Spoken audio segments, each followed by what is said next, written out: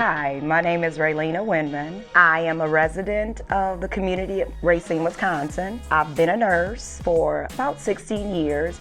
I was an LPN for 10 years, and I've been a registered nurse for 6 years.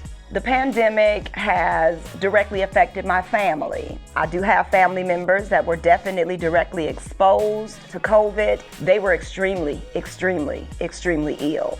Personally, I cannot tell you exactly what's in every vial, and I'm also under the umbrella of being a pediatric nurse. I have given a lot of vaccinations out, ladies and gentlemen, not just to your children, but to my children.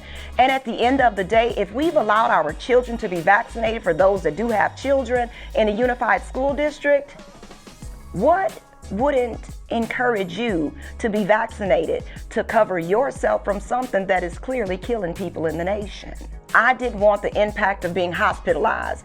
I didn't really want to play Russian roulette with my life. I work in healthcare, people are sick in healthcare, and I needed to protect myself and to protect my family. And these are the same things that I would express to my loved ones. I was exposed, but then again, people, I was vaccinated.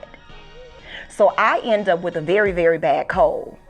My sibling, on the other hand, that wasn't vaccinated at all, he ended up with full-blown COVID. He felt like it was an out-of-body experience. He couldn't control anything. Honestly, he called me and he was tearful over the phone. But it was from exposure from a family member that kind of came out of quarantine early.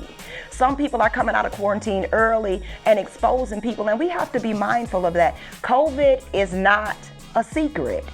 It's a virus that's plaguing the nation. So if you encounter COVID, the best thing you can do is to be mindful of the people that you expose and love them enough to tell them so that they can look for the symptoms and know what they're exposed to. I have a 3-year-old daughter.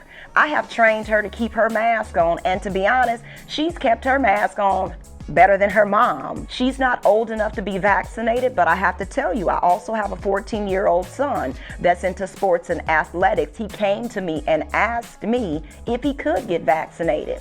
But let me tell you something that's kind of entertaining.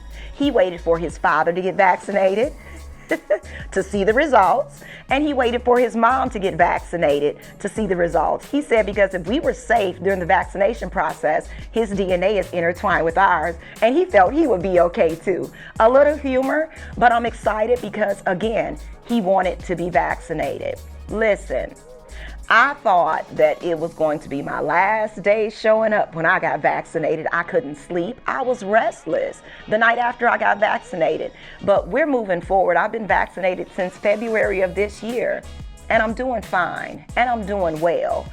So I know a lot of people have a lot of apprehension, but at the end of the day, you being vaccinated could save somebody else's life, because it may not affect you the way that it will affect somebody else. Sometimes we're carriers, you guys.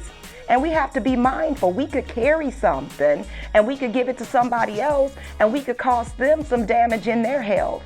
So I made the decision to be vaccinated because I know that at the end of the day, God is fully in control. And if there's anything you can do, if you had a choice to be a part of the solution or the problem, I would rather be part of the solution. This world has more than its fair share of problems, and being vaccinated is one of the ways that we'll be able to conquer this pandemic.